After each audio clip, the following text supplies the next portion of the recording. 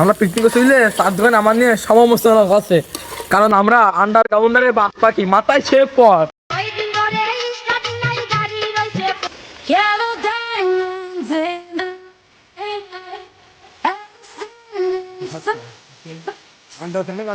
আন্ডারগ্রাউন্ডের বাদ পাখি আমরা পিকনিক চলে 4 জন আমার নিয়ে সমালোচনা করছে, কারণ আমরা আন্ডারগ্রাউন্ডের বাদ পাখি।